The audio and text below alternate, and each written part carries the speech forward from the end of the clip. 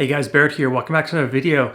Today we're answering the question, should you use a long-handled paddle like this? Now before we get into the juicy details here, question of the day. Is there any such thing as a singles-only paddle? Let me know what you think down in the comments below. I'm really curious. Now paddles like the Prince Quantum Pro here started appearing on the market, I think it was in 2019. A lot of people were really excited, and I got quite a few questions and comments about it asking me to do a review. Now, I'm not going to be reviewing this paddle in particular, but I will be reviewing kind of this type of paddle since it's so unique. So, first thing I want to do here is just compare this type of paddle to a standard paddle so we can kind of get our bearings. So here I have the Prince Response Pro, and what I'm going to do is I'm just going to line the paddles up here on the bottom. Prince Response Pro is very much so a standard paddle. And automatically, right off the bat, you can see the handles are aligned here at the bottom. Notice the height difference right off the bat.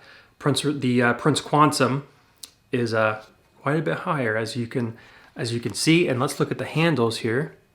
Notice the difference in the handle. Okay, the grip tape is the blue here. The grip tape for the Quantum Pro is right here.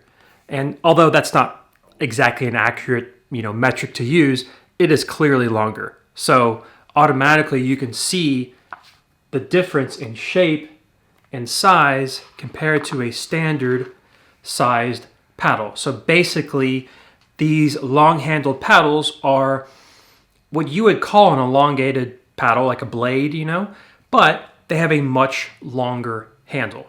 And by long, I mean 6 inches long. That's how long this handle is, 6 inches.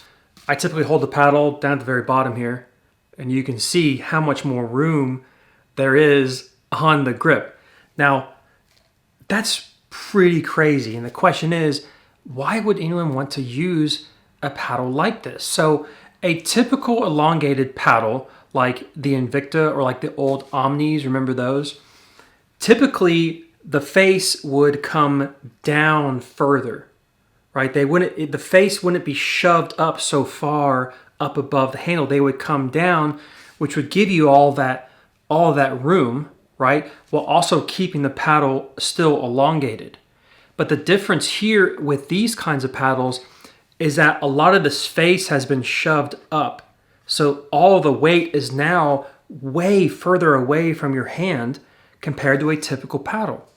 As an example, if we look at the Prince Response Pro here, and we were to line it up, and if I were to kind of grab both of the paddles like this, the sweet spot of the Prince Response Pro is around here, but the spectrum is further up here. And so now my hand is further away from the center of gravity of the paddle, and therefore I'm going to get more whip and more snap on the shots. And that's exactly what was happening when I tried this paddle out. I did try the Quantum out about a year ago, something like that when it came out. It's 2020. I've lost track of time. But I recently just tried it out today, so let's go indoor actually and see how it works. So got to record indoors today because the weather is not cooperating. What I'm going to do is just hit balls against the wall here.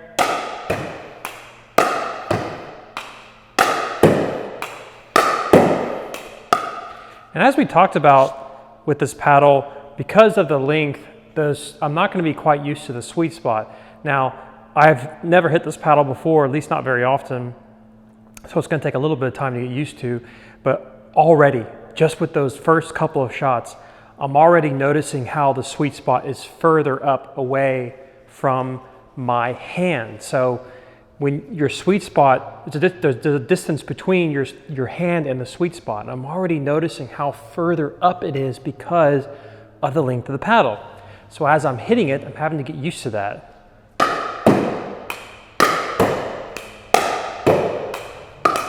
And already what I'm trying to do is I'm feeling like I'm hitting the paddle further up here, because that'll kind of even out and cancel out what I'm already used to beforehand.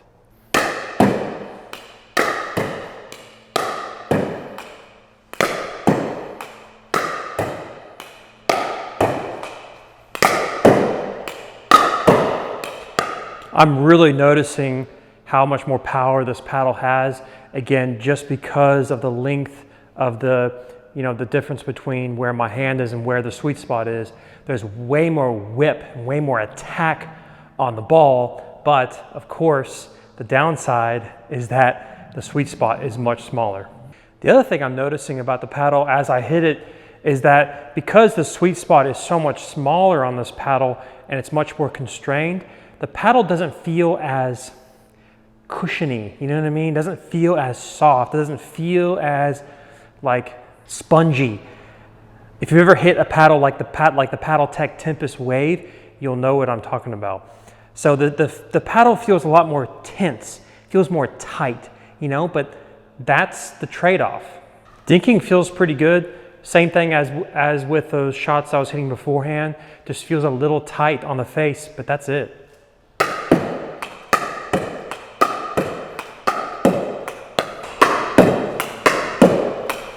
But comparing it to my trusty old Response Pro though, it just feels a lot more cushiony, and I personally don't really think there's a reason why I would switch to a long-handled paddle compared to this one, because it's not giving me very much benefit on the dinks. However, if there was a shot that was attackable, I would probably get more value out of hitting a long-handled paddle. But the thing is though, is that when you're only 14 feet away at the net, how much more value are you getting out of your attacks, where 14 feet is such a short distance that no matter what attack you do, is probably going to be good.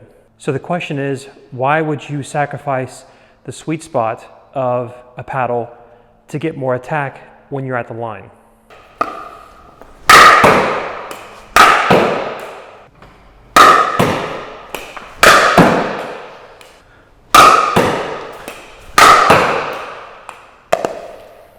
The attacks on this paddle are absolutely unbelievable. The amount of power and whip and snap I'm getting on the ball is definitely better than anything I've gotten on a standard paddle. So let's get into the pros and cons of this paddle and answer the question, should you use this kind of paddle? Now, obviously, the longer handle means that you can fit your other hand on here. There's no question about that, right? This is for the two-handed backhand, right? This kind of stroke. I'm not going to bother doing it. That's like one of the only, it's one of the big skills I don't have in pickleball. If you want to see me mess up on that, by the way, just watch my blooper reel. I don't have it, but a lot of people do because they come from tennis. And so what happens is they'll grip the paddle all the way down at the bottom, which is a good idea to do in general, okay? But then they can very easily get their other hand on here. If I were to use a standard paddle like this, right, with a shorter handle, it can be harder to get my hand sort of wrapped around the grip.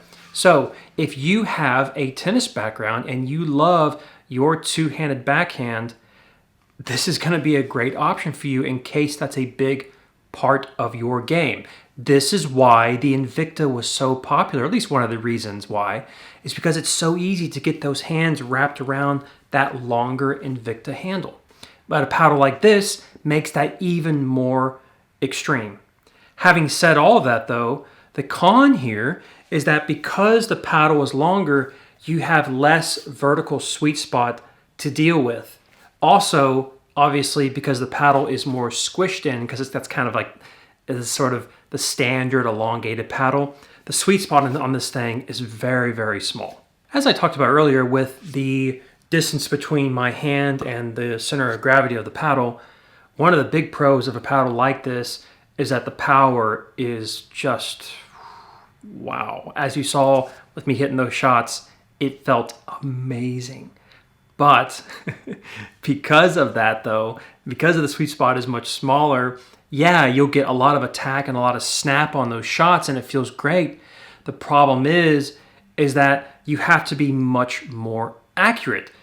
Paddles like these are clearly niche market paddles. I mean, they are designed for a specific kind of player. And that kind of player, to answer the question here, is you've probably got a tennis background because you like your two-handed backhand and you are very accurate. Accuracy is important with a paddle like this that has such a limited sweet spot, right? And also a much smaller face in general. So, should you get this paddle? I think you just have to answer a couple of questions about yourself. Do you have a tennis background? Meaning, can you do the two-handed backhand? Do you like the two-handed backhand? And more importantly, when it comes to the paddle that you have now, is it allowing you to get that hand on there to make that stroke happen?